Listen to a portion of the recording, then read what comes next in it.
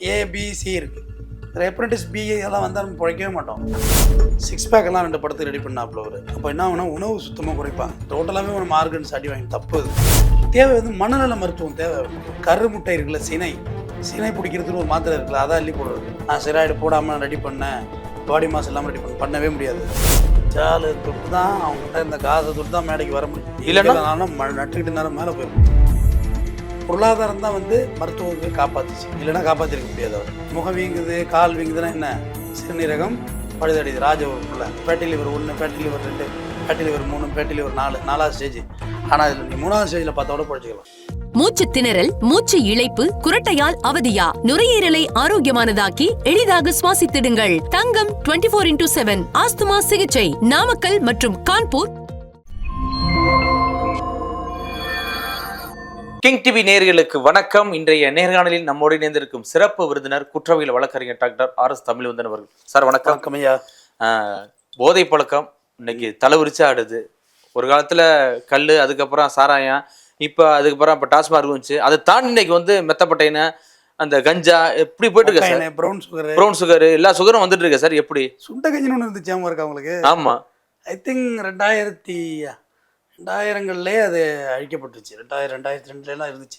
பெசன்னர் பீச்சில் இருக்கும், அந்த பீச் மண்ணில் புதைச்சி கொடுப்பாங்க, அது இருந்துச்சு. இப்போ தான் ஃபுல்லாக ட்ரிங்க்ஸு தானே பரவிட்டு, ட்ரிங்க்ஸ் தான் எல்லா இடத்துலையும். ட்ரிங்க்ஸே இப்போ குறைஞ்சிச்சுக்கிறாங்களே. இப்போ தமிழ்நாடு அரசு என்ன சொல்லுவாங்கன்னா, இப்போ டாஸ்மார்க்கில் பாதியா இதை சேல்ஸே குறைஞ்சிருச்சு அப்படின்னு சொல்லி ஃபீல் பண்ணுறாங்க. குடிக்காம நிறுத்திருப்பாங்க, 10 பேர் செத்து போயிட்டாங்க, குடிச்சு செத்து போயிட்டான். அப்புறம் என்ன செய்யுது? இல்லை, தாண்டி வேற எங்கேயும் போயிட்டாங்களா சார்? வேற எங்கேயும் போயிட்டாங்கன்னா டேப்லெட்ஸ் போயிட்டாங்க, ட்ரக்ஸு காஸ்ட்லியாக உள்ளவங்க. நீங்கள் சொல்ல மெத்தப்பட்ட பெண், கொக்கைன், இந்த மாதிரி யூஸ் பண்ணுறாங்க. போதை டோட்டலாகவே இங்கே ஸ்ப்ரெட் ஆகிட்டுங்கிறது தான் என்னுடைய கருத்து. இங்கே ஒன்றும் இங்கே அங்கெல்லாம் இல்லை. நான் எனக்கு தெரிஞ்சு நான் 5வது 6வது படிக்கிற வயசில் வச்சு 5 வயசு 5வது படிக்கிறப்ப எங்கள் ஊரில் ஒரு 2 பேர் 3 பேர் குடிக்கிறவங்க இருந்தாங்க. தனியாக தெரியும், பகிரங்க குடிக்காரர்களாக தன்னை டிக்ளேர் பண்ணவங்க. இனி எங்கள் ஊரில் 5 பேர் குடிக்காமல் வேணா இருப்பாங்க போல இருக்கு. குடி அந்த அளவுக்கு ஸ்ப்ரெட் ஆகிட்டு, ஒரு ரேஷியோக்கு தான் சொல்கிறேன். ஆமாம், அந்த அளவுக்கு எல்லா இடத்துலையும் ரீச் ஆகிட்டு. அது வந்து இப்போ ஒரு மாரலாகவே ஆகிட்டு. அது ஒரு இம்மாரல்லாம் யாரும் ஃபீல் பண்ணுற அளவுக்கு இல்லை. எல்லாருமே சகமாக தண்ணி அடிக்கிறது வந்து ஒரு கேஷுவலாக ஆகிட்டாங்க. ஆனால் அது பின்னாடி இருக்க விபரீதங்கள் வந்து தெரியல சார். இப்போ இந்த போதை பழக்கம் வந்து சினிமா வட்டாரத்தில் பெருகி போச்சு சார். குறிப்பாக வந்து இந்த விஷால் வந்து உடல்நிலை சரியில்லாமல் வந்தார், கையெல்லாம் ஆடுது, பார்த்தா அவர் ட்ரக்ஸ் யூஸ் பண்ணிட்டு இருப்பாரா, அது யூஸ் பண்ணிட்டு இருப்பாரா, அதாவது மூத்த நடிகையோட தொடர்பில் இருக்காரு, அப்படி இப்படிலாம் நிறைய பேசுகிறாங்களா சார்? இது எப்படி பார்க்குறீங்க? அது உலகம் தாழ்ந்தாலும் பேசும், வாழ்ந்தாலும் பேசும். அது அவனுடைய உடல்நிலை வந்து பார்த்தீங்கன்னா மெட்டபாலிசம் 6 பேக்கெல்லாம் 2 படத்துக்கு ரெடி பண்ணாப்புல அவர். அப்போ என்ன ஆகுனா உணவு சுத்தமாக குறைப்பாங்க. கடைசி நாள் ஸ்டேஜ் ஏற அன்றைக்கி ஒரு மூடி தண்ணியை ஊற்றி நாக்கெல்லாம் நினைப்பாங்க, அந்த அளவுக்கு. அது டோட்டலாகவே ஒரு மார்கன்ஸ் அடி வாங்கி தப்பு. அது யார் பண்ணாலும் தப்பு தான். அது நம்ம கூட ஆவடியில் ஒரு ஜிம் ட்ரெயினர் ஒருத்தர் செத்து போனதை பற்றி நம்ம பேசணும். நடக்கவே முடியல மாஸ்டர், ரத்தமாக வருது அப்படின்னு. அதெல்லாம் ரொம்ப தப்பு, அதெல்லாம் செய்யவே கூடாது. தண்ணி குடிக்காமல் எப்படி உடம்பு தாங்கும்? அது அந்த மாதிரியான பயிற்சி. அதுக்கு சில ஊசியெல்லாம் இருக்குது, ஸ்டெராய்டு இருக்குது, ஆயில் இன்ஜெக்ஷன் சொல்லுவாங்க, அதெல்லாம் அதை போடுறது. அப்புறம் கரு முட்டை இருக்குல்ல, சினை பிடிக்கிறதுக்கு ஒரு மாத்திரை இருக்குல்ல, அதை அள்ளி போடுறது. நமக்கு அதுக்கு சம்மந்தம் உண்டா? அந்த மாத்திரை அந்த மசிலை க்ரோத் பண்ணுறதுக்கு. இதுமாதிரி நிறைய இருக்குது.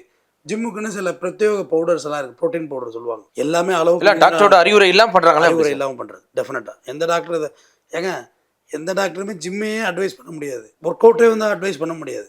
ஒர்க் அவுட்னா நார்மலாக அந்த த்ரெட்மில்லில் போகிறது, பாடி அசைக்கிறது, இதை ஏற்றுப்பாங்க. வாக்கிங் போகிறது, வெயிட் லிஃப்ட் பண்ணுறதுலாம் ஒத்துக்க மாட்டாங்க, தப்புன்றோம். கடலாக்கட்டை சுற்றலாம், நம்ம எடையை தாண்டி கூடுதலாக எக்ஸசைஸ் பண்ணுறது அலோவ் பண்ண மாட்டாங்க. ஆமாம், உங்கள் எடை 60 கிலோவா, 60 கிலோவுக்குள்ளே நீ எக்ஸசைஸ் பண்ணணும். 61 கிலோ எப்படி பண்ண முடியும்? ஒத்துக்க மாட்டாங்க. அப்போ வாக்கிங் இஸ் அ மஸ்ட். எல்லாருமே போகணும் கம்பல்சரி. அது எவ்வளோ பல்லு விளக்குறது மாதிரி வாக்கிங்கிறது போயிடணும். விஷால் அப்போ அந்த 6 பேக்கு நிறையா அதுக்கான ஸ்டெராய்டு கண்டிப்பாக எடுத்துருக்கணும். எடுக்காமல் அதை உற்பத்தி பண்ணவே முடியாது. நான் அடித்து சொல்லுவேன். நிறைய பேர் இன்ஸ்டாகிராம்னு சொல்கிறாங்க, நான் ஸ்டெராய்டு போடாமல் ரெடி பண்ணேன், பாடி மாஸ் இல்லாமல் ரெடி பண்ணவே முடியாது. அதை பாடி மாஸ் தான் சாப்பிட்டாகணும். அதிகமான ப்ரோட்டீன் நம்ம உடம்புக்கு ரொம்ப முக்கியம். ஆனால் அதை ஓவர் டோஸ் ஆகணும், என்ன ஆகும்? அது ட்ரக்ஸு, போதை வந்து கண்டிப்பாக நரம்பு மண்டலத்தை பாதிக்காமல் இருக்கவே இருக்காது. நம்ம விஷால் யூஸ் பண்ணிருப்பாருங்களா அப்படி ட்ரக்ஸ்? எல்லாரும் குடிக்கிறாங்க, விஷால் மட்டும் குடிச்சாரான்னு எல்லாரும் எல்லாம் செய்கிறாங்க. ஆனால் விஷால் தானே சார் பாதிக்கும். இப்போ சினிமா நட்சத்திரம் எல்லாருமே பார்த்தீங்கன்னா இப்போ வீக்கெண்டுனாவே எல்லாம் பப்பில் இருப்பாங்க. விஷால் தொட்டு தான் அவங்ககிட்ட இந்த காசை தொட்டு தான் மேடைக்கு வர முடிஞ்சுது. இல்லைன்னா நானும் நட்டுக்கிட்டு நேரம் மேலே போயிருப்போம். ஐயோ. அவர்கிட்ட இருந்த ஃபினான்ஷியல் ஸ்டேட்டஸ் இருக்கு. ஏன்னா ஏழை விட்டு பையனா அவர் என்ன சைக்கிள் எடுத்து சுற்றியெல்லாம் காமிச்சார். ஐயோ கோமாளித்தனமே. அவர் என்ன ஏழை? அவங்க அப்பா எவ்வளோ பெரிய ப்ரொடியூசரு, எல்லாமே சொந்த படத்தை எடுத்தவருங்க அவர். ஆமா. அவர் வந்து கல்யாணம் பண்ணிக்கல, அந்த வயசோட அதை பண்ணியிருந்துருக்கணும், பண்ணல. இதெல்லாம் கிராஸ் ஆகிட்டு அவருக்கு 47 வயசாச்சு. சிம்புக்கெல்லாம் கிராஸ் ஆகிட்டு எல்லாமே எக்ஸ்பயர்டு தான், எல்லாமே கிராஸ் ஆகி போயிட்டுருக்கு. அப்போ அந்த அந்த வயதுக்கான சில தவறுகள் எல்லார்ட்டையும் எல்லா மொராலிட்டி இருக்குது. யாரும் யோக்கியர்கள் இல்லை, யாரும் உத்தமர்கள் இல்லை, ஓகேவா? எல்லார்ட்டையும் எல்லா தப்பும் இருக்குது. அந்த விஷால அந்த அவருடைய பொருளாதாரம் தான் வந்து மருத்துவத்தை காப்பாற்றிச்சு, இல்லைன்னா காப்பாற்றிருக்க முடியாது அவரை. ஓ. அவர் டோட்டலாக முகம்லாம் மாறிடுச்சு, முகம்லாம் வீங்க ஆரம்பிச்சிட்டு. முகம் வீங்குது, கால் வீங்குதுன்னா என்ன? சிறுநீரகம் பழுதடையுது. ராஜ உறுப்புல ராஜ உறுப்பா இந்து முகம் வீங்குதுன்னா சிறுநீரகம் உட்கார ஆரம்பிச்சிட்டுன்னு அர்த்தம். அதனால அந்த பிரச்சனை அவருக்கு வந்திருக்கு. ரெண்டாவது டாக்டர் சில பேர் பேட்டி கொடுத்துருந்தாங்க, பார்த்தேன். நரம்பு மண்டலத்தில் உள்ள வெயின் ப்ராப்ளம் அவருக்கு, கீழே விழுந்ததில் அடிப்பட்ட சின்ன ஒரு பேட்டியில் சொல்கிறாப்புல. ஆக்சுவலாக அவன் இவன் படத்துக்கு பிறகே நான் நார்மலாக இல்லைன்னு அவர் சொல்கிறாரு. இல்லை, அது வந்து கிட்டத்தட்ட ஒரு 10 வருஷம் மேலே இருக்குங்களா சார்? 10-15 வருஷம் இருக்கும். வயசில் எதுவுமே தெரியாது. சைக்கிளில் நம்ம சின்ன வயசில் எத்தனை இடத்துல விழுந்திருக்கோம். இன்றைக்கி ஒரு இடத்துல விழுந்து எழுந்து பாருங்கள், சைக்கிள் எழுந்துக்க முடியுதான்னு பார்ப்போம், எல்லாம் உடஞ்சி போக முடியாது. அந்தளவுக்கு நம்ம வயதாகிட்டு, நம்ம வயதாகிட்டுங்கிறத நம்ம ஒத்துக்கணும். இப்போ உண்மையாக சொல்ல போனால், ஆமாம், நம்மளால ஒரு 3 மாடி 4 மாடி ஏற முடியலையே. மூச்சு வாங்க, தட்டப்பட்டு ஓடுறது, எப்படி ஆடுறது, களைச்சே போகாது. ஓஷோ தான் சொல்லுவார், குழந்தைகளோடு விளையாண்டு பாருங்கள் களைத்து விடுவீர்கள். விளையாட முடியாது, கம்மியாக கொடுக்க முடியாது குழந்தைங்கள்ட்ட. விளையாண்டுகிட்டே இருக்குங்க. அப்போ ட்ரிங்க்ஸும் பார்த்தீங்கன்னா ட்ரிங்க்ஸும் சிறுமூலையை பாதிக்கிறது தான், நரம்பு மண்டலத்தை பாதிக்கும். இந்த வைட்டல் ஆர்கன், இந்த லிவரை பற்றி, கல்லீரலை பற்றியான விழிப்புணர்வு எத்தனை பேருக்கு குடிக்கிறது இருக்குதுன்னு தெரியல. கண்டிப்பாக உங்கள் உடம்பை போய் பரிசோதனை பண்ணி பாருங்கள். குறிப்பாக எல்எஃப்டி, லிவர் ஃபங்க்ஷன் டெஸ்ட், அதில் வந்து HGOT, HGPT, GGT, gamma GT, இந்த 3 தான் அதில் எவ்வளோ ஏறி இருக்குன்னு பாருங்கள். லிவரில், பிளட்டில் ஏறி இருக்கும். இப்போ GGT, HGOT, HGPT பார்த்தீங்கன்னா 40க்குள்ளே இருக்கணும். GGT, காமா ஜிடி 60க்குள்ளே இருக்கலாம் நார்மல். அது தாண்டி இருக்குன்னா 300-400லாம் இருக்கும். நீங்கள் ஒரு மாதம் குடிக்கலைன்னா அது இறங்கும், தானாகவே இறங்கும். அந்த லிவர் மட்டும் ரெசிலியூ ஆர்கன், தன்னைத்தானே புதுப்பிச்சு கொள்ளும், தன்னைத்தானே ரிப்பேரும் பண்ணிக்கும். ஓ, மெக்கானிசம் அதிகம் சரி பண்ணிக்கும். ஆனால் அதுக்கு நீங்கள் ஓய்வு கொடுக்கணும். இப்போ நைட்டு குடிக்கிறீங்க, நைட்டு ஒரு 6 மணிக்கு குடிச்சு 8 மணிக்கு ஸ்டாப் பண்ணுறீங்கன்னா, அடுத்த நாள் நைட்டு குடிக்கணும் 24 ஹவர்ஸ். அதுக்குள்ளே போய் உங்கள் லிவரை போய் அழித்து எடுத்து க்ளீன் பண்ணிடும். அந்த குப்பை தொட்டியை பூரா அது சுத்தம் பண்ணுறது தான் வேலையை. ஃபில்டர் பண்ணுறது தான் வேலை. ஃபில்டர் பண்ணி உங்களை இதாக்கிடும். ஆனால் அதுக்கும் கேப் போடாமல் காலையிலே குடிச்சிங்கன்னா என்ன ஆகும்? ஆமாம், ஃபில்டர் பண்ணிவிடும். குப்பை தொட்டியை போட்டு போட்டுட்டுக்குள்ளே மறுபடியும் ஊற்றணுன்னு மறுபடியும் குப்பை தொட்டி ஆகிடும். ஒரு கட்டத்துக்கு மேலே களைச்சி போய் போடா இன்னமும் எனக்கு முடியாதுன்னு படுத்துரும். லிவர் இன்ஜின் சுத்தமாக ஆஃப் ஆயிரும். கடைசியாக அவுட் ஆகிறது லிவர் தான் அவுட் ஆகும். ஆமாம், ரொம்ப ரெசிலியூவாக இருக்கணும். Fatty liver 1, fatty liver 2, fatty liver 3, fatty liver 4, 4வது ஸ்டேஜ். ஆனால் இதில் நீ 3வது ஸ்டேஜில் பார்த்தோட பழிச்சிக்கலாம். ஓ, ஆமாம், மறுபடியும் தப்பிச்சிக்கலாம். இல்லை, அதோட ரிஃப்ளெக்ட் எப்படி சார் தெரியும் மூஞ்சில்? ரிஃப்ளெக்ட் வந்து லிவரை பொறுத்தவரையிலையும் உங்களுக்கு வந்து பிளட் டெஸ்ட் தான், வேறு எதுலேயுமே கண்டுபிடிக்க முடியாது. லிவர் நாட்டு வைத்தியத்தில் மஞ்சகாமலன்னு சொல்லுவாங்கள்ல. ஆமாம், மஞ்சகாமலை வந்து நம்ம தப்பாக நினச்சிக்கிட்டு இருக்கோம். ஹெப்படைட்டிஸ் A, B, C இருக்குது. ஹெப்படைட்டிஸ் B எல்லாம் வந்தால் நம்ம பிழைக்கவே மாட்டோம். அது ஒரு வைரஸ், இது லிவரில் தங்கியிருக்கும் அந்த வைரஸ். நீங்கள் வெளிநாடு போக முடியாது, கல்ஃப் கண்ட்ரிலாம் ஃப்ளைட் ஏற முடியாது. எய்ட்ஸ் இருந்தால் போகலாம், ஆனால் இது இருந்தால் போக முடியாது. இது நீ யூரின் போகிறீங்களா, யூரின்லேயே அடுத்தவங்களுக்கு பாஸ் ஆகிடும், தொற்றிடும். அது அப்படி ஒரு வைரஸ், அது டேஞ்சரஸ். அது கணவன் மனைவியாக்குள்ளே மனைவிக்கு போய்டும் அந்த வைரஸ். அதெல்லாம் நம்ம பரிசோதனைக்கணும் நம்ம ரத்தத்தை, அப்போ தான் அது உண்மைத்தன்மையை சொல்லும் நம்ம என்ன கண்டிஷனில் இருக்கணும். அதேமாதிரி குடித்தா நம்ம எல்லாம் நான்வெஜ் சாப்பிட்ணுங்கிற ஒரு மைண்ட் செட் உண்டு. ஆமாம், அது ரொம்ப தப்பு. அது குடித்தா வெஜிடேரியன் தான் சாப்பிட்ணும். ஏற்கனவே உள்ளே போட்டு ஃபேக்ட்ரி சொரிஞ்சிக்கிட்டு இருக்குள்ள கறி எல்லாம் அள்ளி போட்டிங்கன்னா என்ன ஆகும்? ஆனால் நம்ம அப்படி தான் சாப்பிட்றோம். நம்மளோட மென்டாலிட்டி அது. வேர்ல்டு பூரா ஒரு டெஸ்ட் பண்ணாங்க 2008ஆம் ஆண்டு, உலக லெவலில் வச்சாங்க ஆல்கஹால் டெஸ்ட்டு. அதில் இந்தியாவில் ஃபெயிலியர் ஆச்சு, சக்ஸஸ் பண்ண முடியலை. என்ன காரணம்? நான்வெஜ். அது மட்டும் இல்லை, நமக்கு லிமிட்டே கிடையாது. ஆமாம், இப்போ ஃபாரினர்ஸ் பார்த்தீங்கன்னா எல்லா ஒர்க் முடிச்சுட்டு நைட்டு படுக்க உள்ள ரிலாக்ஸாக ஒரு பெக்கு அப்படி கேஷுவலாக பேசிட்டு ஒரு கொஞ்சம் லேப்டாப் பார்த்துட்டு படுத்து தூங்கிடுவான். நம்ம தண்ணி அடிச்சோன்னு சண்டை போடணுங்கிற மனநிலை. ஆமாம், ஏற்கனவே இங்கே ஆர்கன் தூண்டப்பட்டு கிடக்கு, எரிச்சல்ல இன்னும் ஹெவியாக டெவலப் ஆகிடும். அப்போ அந்த டெஸ்ட் வந்து இந்தியாவில் ஃபெயிலியர் ஆச்சு. ஏன்னா இங்கே நமக்கு அளவு கிடையாது, டைமிங் கிடையாது, நமக்கு எதுவுமே லிமிட்டும் கிடையாது, டைமும் கிடையாது, எதுலேயுமே நமக்கு லிமிட் கிடையாதுன்னு. பைக் ஆக்சிடென்ட் நம்ம தான் நம்பர் 1 வேர்ல்டில், கார் ஆக்சிடென்ட் நம்ம தான் நம்பர் 1 வேர்ல்டில், பஸ் ஆக்சிடென்ட் நம்ம தான் வேர்ல்டு நம்பர் 1, குடி மரணங்கள் நம்ம தான் வேர்ல்டு நம்பர் 1, சுகர் மரணங்கள் நம்ம தான் நம்ம. ஆமா. எல்லாத்துலேயும் எஸ்டீம் தான் நம்ம. காரணம் நம்மள்ட்ட எந்த அளவுமே கிடையாது. ஆரம்ப கட்டத்துல நல்லா இருக்கலான்னு கேட்போம். இப்ப மாத்திரை ஒழுங்கா சாப்பிட்றீங்களா, சுகர் கரெக்டா இருக்கா, ப்ரெஷருக்கு லெவலா இருக்கா. இந்த போலி மருத்துவர்கள் வேற ஆளாளுக்கு போட்டு செல்போனை திறந்தா அதை காய்ச்சி குடி இதை காய்ச்சி குடின்னு. அது வேற இந்த உடலுறவு கொள்றதுக்குலாம் தனியா அந்த குதிரை வைக்கிறது, மாத்திரை போறது, நின்று வேலை செய்கிறது, இது ஒரு பக்கம் போயிட்டு இருக்கு சார். இதுவும் இந்த பிரச்சனையில வருமா எப்படி? நிச்சயமாக வரும். ஏன்னா நம்ம எதுவுமே ஒரு எம்பிபிஎஸ் டாக்டர் படிச்சிருக்காங்க, ஒரு எம்டி படிச்சிருக்காங்கன்னா அவங்க யாரும் விஷயம் தெரியாதவங்க இல்லை. கண்டிப்பா. கிராமத்தில் நாட்டு வக்கீல்னு சொல்லுவாங்க. கோர்ட்டில் வந்து ப்ராக்டிஸ் பண்ண முடியுமா? நான் அவங்களோட கம்மி விஷயம் கூட எனக்கு தெரிஞ்சிருக்கட்டும், ஆனால் லீகலாக நான் தானே ப்ராக்டிஸ் பண்ணுறதுக்கான உரிமை வாங்கி வச்சுருக்கேன். ஆமா. அப்போ நான் தானே உனக்கு குட் அட்வைஸ் பண்ண முடியும்னு சொல்கிறேன். நான் யாரையும் அண்டர் எஸ்டிமேட் பண்ணி சொல்லலை. நீங்கள் நாட்டு வைத்தியத்தில் ஃபேமஸாக கூட இருக்கலாம், பட் உங்களை லேபில் வச்சு டெஸ்ட் பண்ண முடியாது நீங்கள் சொல்கிற மெடிசனை. நான் சொல்கிற மருந்து அப்படி இல்லை. படித்து அதுக்கான இன்க்ரீடியன்ஸ் எல்லாமே அது என்னென்ன கலந்துருக்குங்கிற வரையும் ஒரு காம்பினேஷன் வரையும் எனக்கு தெரியும். நான் மருத்துவத்தை ரொம்ப மதிக்கிறேன். ஏன்னா எனக்கு மருத்துவம் ரொம்ப பிடிக்கும் எனக்கு. ஏன்னா நம்ம மருத்துவர்களை மதிக்கணும். நம்ம அதெல்லாம் பேணாமல் நம்ம ஆனால் நடந்தே வாக்கிங்களே சுகரை கண்ட்ரோல் பண்ணிவிடுவேன். சுகரை எவனோ கொண்டாந்து நம்ம அதெல்லாம் கட்டிட்டான், அதை பற்றிலாம் இப்போ நான் பேசவில்லை, அது வேறு டாபிக் இது. ஆமா. ஆனால் அதுக்கு மருந்து தான் நீ சாப்பிட்டாகணும். சுகர் ஹாஸ்பிட்டலுக்கு போங்க, விரல் எடுத்து இதை எடுத்து இதை எடுத்து இதை எடுத்து இப்படியே போயிட்டு இருக்கு. அப்போ போய் பார்த்தா தான் தெரியும் என்ன நடக்குதுன்னு. ஹார்ட் அட்டாக்ல எவ்வளோ பேர் சேர்த்துருக்காங்க. ஹார்ட் அட்டாக்லாம் சாதாரண விஷயம். அன்றைக்கி ஸ்டென்ட் வைக்கிறான், அதிலே பைபாஸ் பண்ணுறான், என்ன வேணும் பண்ணிக்கலாம். நீங்கள் போய் ஹாஸ்பிட்டலுக்கு உங்களுக்கு ஹார்ட் அட்டாக் வந்து ஒரு 1 ஹவருக்குள்ளே போயிட்டீங்கனால உங்களை காப்பாற்றிடுவாங்க. ஒரு காலத்தில் கிட்னி ஃபெயிலியர் ஆச்சு. கிட்னி ஃபெயிலியர் ஆனால் உப்பு நீர்னு சொல்லுவாங்க. அது என்னன்னே தெரியல நமக்கு. நான் போய் பார்த்துருக்கேன் சின்ன வயசில். கால் வீக்கமாக இருக்கும், இறந்துருவாங்க. உப்பு நீர் சிறுநீர் பிரியலம்பா. கிட்னி ஃபெயிலியர், நீங்கள் டயாலிசிஸ் பண்ணிக்கலாம். இன்றைக்கி கிட்னி மாற்றிக்கலாம். லிவர் ஃபெயிலியர் ஆகிட்டுனா காஸ்ட்லி, பட் மாற்றிக்கலாம். லிவர் வந்து ஒரு பட்டாணிக்கல் அளவு இருந்தாலே போதும் ஒரு மனிதன். நமக்கு பெருசாக இருக்குது. ஆடு மாடு எல்லாத்துக்குமே லிவர் பெருசு தான். நீங்கள் லிவர் டிரான்ஸ்பிளேஷன் பண்ணணும்னு பார்த்தீங்கன்னா குறைச்சலாம் 30 லட்ச ரூபா, 25 லட்சத்துல 30 லட்ச ரூபா லிவர் மாற்றிடலாம். ஹார்ட் வந்து நீங்கள் எடுத்து வச்சு வெளில வச்சு தச்சு கிச்சு மாட்டி உள்ளே கோத்து விட்றாங்க. சரியான நேரத்துக்கு நீங்கள் ஹாஸ்பிட்டல் போயிட்டீங்கன்னா மருத்துவர்களால் காப்பாற்ற முடியும். ஆமாம். விஞ்ஞானத்தை நம்பி தானே ஆகணும். விஞ்ஞானத்தை மீறி நம்ம என்னத்தை பேச முடியும் சொல்லுங்கள். நம்ம மெய்ஞானத்தில் 1000 பேசலாம். இதை சாப்பிட்டா சரியாயிடும், அதை சாப்பிட்டா சரியா, எதை சாப்பிட்டாலும் சரியாகிறது இல்லைங்க. நானும் பார்த்துட்டேன். எனக்கு கொலஸ்ட்ரால் இருக்குது, பிபி இருக்குது, உங்களுக்கு தெரியாது இல்லை, டயபெட்டிக் எல்லாம் இருக்குது. எல்லாமும் நான் எல்லா இயற்கை வைத்தியம் பண்ணி தான் பார்க்குறேன். ஆனால் எதுலேயுமே அது கண்ட்ரோல் ஆகலையே. கண்டிப்பாக. நான் எல்லாமே நான் உங்களுக்கு தெரியாதுல, காய்ச்சி குடிச்சு பார்க்க, அதை குடிச்சு பார்க்க, இதை குடிச்சு பார்க்க, ஆனால் எதுலேயுமே கண்ட்ரோல் ஆகலை. ஆனால் மாத்திரை போட்டால் கண்ட்ரோல் ஆகுது. அப்போ நான் எதை ஃபாலோ பண்ணுறது? இல்லை சார், இப்போ இந்த மாத்திரை போகிறனாலே இந்த மாதிரி இஷ்யூ வருமா? நீண்ட நேரம் தாம்பத்தியம் பண்ணுறதுக்குன்னு மாத்திரைகள் கண்டுபிடிக்கலை. ஆமாம். முதல்ல வந்து ஹார்ட்டை ப்ரொடெக்ட் பண்ணுறதுக்கு மாத்திரை கண்டுபிடிச்சாங்க. அது பார்த்தா இதை வேலை செய்ய கொடுத்துச்சு. அப்புறம் இது தனியாக கம்பெனிக்காரன் கண்டுபிடிக்க ஆரம்பித்தான், இதில் இறங்கிட்டான். அதை ஹார்ட். ஆனால் நம்மள்ட்ட இருக்க இது என்னென்னா, இந்த மாத்திரை போட்டால் ஹார்ட் அட்டாக் வந்துடும்னு சொல்கிறோம். வராது. இதை நான் ஒரு மருத்துவர், நான் பேசுகிறது எதுவுமே குறைந்தபட்சம் ஒரு 20 உடற்கூறாய்வு பண்ணுற மருத்துவர்களோட தொகுப்பு தான் நான் பேசுகிறேன்.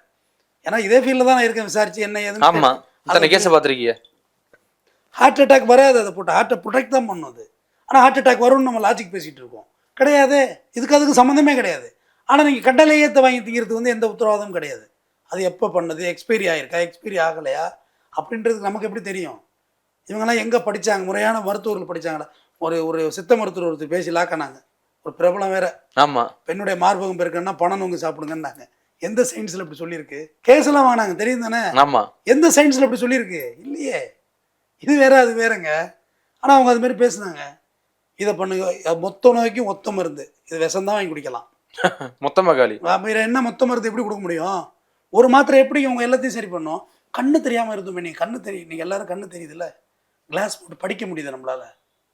கீரை சாப்பிடுவோம், அதெல்லாம் இருக்கட்டும், கண்ணு தெரியுதே. டெக்னாலஜி அதில் வளர்ந்துருக்கு. போலியோவில் எவ்வளோ பேர் காலியாக இருக்காங்க. நீ போலியோ இருக்கா நம்ம நாட்டில்? ஒழிச்சு கரையத்த முடிஞ்சுது. மருத்துவம் தான் சக்ஸஸ். இல்லை சார், இப்போ இந்த நடிகர்களை பொறுத்தளவு சார், இப்போ டெய்லி ட்ரிங்க்ஸ் பண்ணுறாங்க, அது தொடர்ச்சியாக பண்ணுறதுனால மஞ்சா கமலை கொண்டே விடுது, அது அப்படியே ஆளை காலி பண்ணி சொல்கிறாங்க. இப்போ விஷால் அவர்களுக்கு என்ன நிலைமையில இருக்காரு? இப்போ விஷாலுக்கு வந்து எனக்கு தெரிஞ்சு அவர் அந்த ஜிம்மு ஒர்க் அவுட்டில் பண்ண சில சைடு எஃபெக்ட்ஸ் வந்துருச்சு. ஒன்று, இந்த உடம்பு இப்படி இருக்குல்ல, இது இப்படி எக்ஸ்பாண்ட் ஆகுறது வந்து எப்படி சரி? இல்லை இப்படி சுருக்குறது எப்படி சரி? டயட் இருக்கிறதுமே தப்பு தாங்க, அது எப்படி சரி? யானைனா யானை வந்து அப்படியே காலையில் எடுத்து, இல்லை அதுதான் பிரச்சனையா? கை நடுக்கமாக இருந்தது சார். எல்லாமே நரம்பு மண்டலம் பாதிச்சுட்டு அவருக்கு. இப்போ சிறுமூலையில் உள்ள நரம்பு மண்டலம் பாதிப்பு தான் அது. ஏன்னா ஒரு யானை இருக்குன்னா அந்த யானை அளவுக்கு சாப்பிட்டா தான் யானையால் நடக்க முடியும். ஆமாம். அதுக்கிட்ட 2 அருவம்புல வாயில போட்டு யானை மயக்கம் போட்டு விழுந்துரும். சும்மா சொல்கிறாங்க யானை பசிக்கு சோளப்பொரி கொடுத்தா யானைக்கு அடங்கிருமா? உங்கள் உடம்புக்கு என்ன தேவையோ நீங்கள் சாப்பிடுங்க. உங்கள் உடம்பு சொல்லும், நாக்கு சொல்லும். நாக்கு இப்போ டீ குடிச்சா தேவைன்னா டீ குடிங்க, சாப்பிட்டா தேவைன்னா சாப்பிடுங்க, புளிக்குழம்பு சாப்பிட்டா தேவைன்னா புளிக்குழம்பு சாப்பிடுங்க. என்ன தோணுதோ நாக்கு சொல்லுங்க. உங்கள் உடம்போட டாக்டர் இங்கே இருக்காங்க, இவன் சொல்லுவாங்க இதை செய் இதை செய்யாதுன்னு. இந்த டாக்டர் ஒரு நாளும் ட்ரிங்க்ஸை விரும்பி ஏற்றுக்கிட்டது கிடையாது. இந்த நாக்கு இருக்கான இந்த டாக்டர் இந்த படுத்துக்கிற நம்புறேங்க, இவன் ஒரு நாளும் விரும்பி ட்ரிங்க்ஸை ஏற்றுக்கொண்டது கிடையாது. ஒரு நாளும் கெட்டுப்போன உணவை இந்த நாக்கு ஏற்றுக்கிட்டது கிடையாது. கண்டிப்பாக வீணாக போயிட்டு சாப்பாடை உடம்பு ஏற்றுக்காது.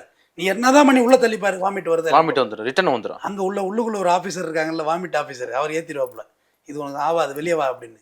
எல்லாமும் நம்ம உடம்பு எல்லாம் பண்ணிக்கணும் உடம்பால். ஏங்க ஒரு நம்ம தாயின் கருவறைக்குள்ளே நம்ம கருவானோம்ல, ஒரு நீர்த்தாரை, ஒரு டிராப் நீர்த்தாரை தான் நம்ம. நீங்களாக இருக்கட்டும், நானாக இருக்கட்டும், எல்லாம் மாஸ்காக இருக்கட்டும், எவ்வளோ பெரிய புடிங்கியாக இருக்கட்டும், ஆமாம், ட்ரம்மாக இருக்கட்டும், எவனாக இருந்தாலும் அவ்வளோதான்.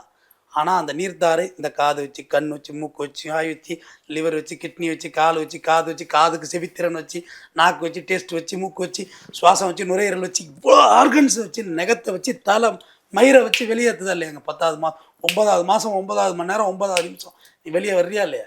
ஆமாம். அப்போ இது ஆச்சரியம் இல்லையா? அப்புறம் இந்த உடம்புக்கு தெரியாதா என்ன பண்ணணும்னு? நம்ம செயற்கையாக பண்ணுறது தாங்க தப்பு. ஒரு விஷயத்தை அவித்து உண்டால் அது உணவு, பச்சையாக உண்டா அது மருந்து, அவ்வளோதான். நம்ம எல்லாமே செயற்கையாக பண்ணுறோம். செகண்ட் ஷோ பார்க்க சொல்லி யாராவது சொல்லியிருக்காங்களா? வாய்ப்பு இல்லை. விளக்கு வைக்கிறதுக்கு முன்னாடி சாப்பிடணும்னு சொல்லியிருக்காங்க 6 மணிக்கு முன்னாடி. அதோட சில டாக்டர்ஸ்லாம் டிவியில் பேசுவாங்க, செம்மக்க தமாசா இருக்கும். 6 மணிக்கு மேலே சாப்பிடாது. டே நாங்கள் 6 மணிக்கு மேலே வேலைக்கே போகிறோம், நாங்கள் இப்போ மணி 6ங்க, இந்நேரத்துக்கு தூங்க சொல்கிறேன். எங்கேருந்து தூக்கம் வரும் எனக்கு? 2 மணியாவது 1 மணியாவது வேலை இருக்குது, எழுதணும், படிக்கணும், காலையில் எழுந்து வாக்கிங் போகணும், காலையில் அதிகாலை தூள் எழுந்திருக்கணும்னா. அப்போ எழுந்தாங்கன்னா டாய்லெட்டு கிடையாது, வெளிவிலாம் போகணும் லெட்டின்னு. ஆமாம், அதிகாலை எழுந்தால் தான் போயிட்டு வரும். வெளிச்சம் வரதுக்குள்ள போனாதான் இப்போ டாய்லெட் பார்த்துருவான். வெரைட்டியாக டாய்லெட் இருக்குது, வெஸ்டர்ன் இண்டியன்னு. ஸோ அது உடம்பு என்ன சொல்லுதோ அதை செய்யுங்க. இல்லை சார், இதில் இன்னொரு விஷயம் என்னன்னா, அதாவது இப்போ எனக்கு வந்து ஒரு 35-40 வயசுனா, என் வயசை தாண்டி பெண்கள்கிட்ட போகிறது, அதுலேயும் இந்த பிரச்சனை வருது அப்படிங்கிறாங்களா சார்? இப்போ விஷாலுக்கு அதான் சொல்கிறாங்க, முன்னாள் பழைய கதாநாயகியோட நீ போயிட்டு இருக்காரு, அதனாலே இந்த விஷயம் நடந்திருக்குன்னு சொல்லி எனக்கு சமூக வலைதளத்தில் பெருசாக பேசப்பட்டிருக்கு. அது பேர் பொறாமையில் பேசுகிறான்.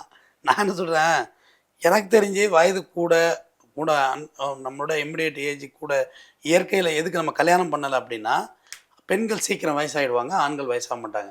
ரஜினிகாந்த் இன்னைக்கு வரைக்கும் கெளிமஞ்சாதாரோன்னு பாட்டு பாடி ஆடுறாரு. ஆமாம், 16 வயசு பொண்ணோட. ரஜினிகாந்தோட பழைய நடிகர் ராதா, அம்பிகா அவங்களெல்லாம் பார்த்தா இவங்களுக்கு அம்மா கேரக்டர் போட்டுருவாங்க போருக்கு.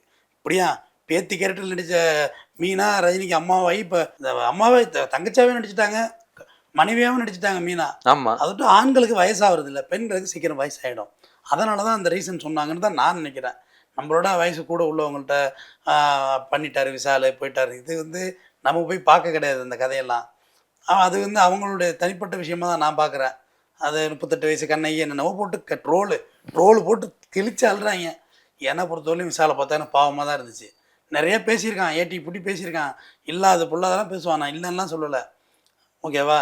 ஆனால் தனிப்பட்ட முறையில் வந்து அவங்கள விமர்சிப்போம். ஆனால் அவங்க வாழக்கூடாதுன்னு நினைக்கிற அளவுக்கு நான் குடியவும் கிடையாது. கண்டிப்பாக அவங்களும் வாழணும். எல்லாம் இப்போ நம்ம பேசுகிறோம், நம்ம நாளைக்கு நமக்கு ஒன்று வராதா? கண்டிப்பாக வரும். ஒரு ஆக்சிடென்ட் ஆக மாட்டோம், ஒரு கோவிட் வராதா, ஒரு மஞ்சக்காமலை வராதா, ஒரு ஹார்ட் அட்டாக் வராதா?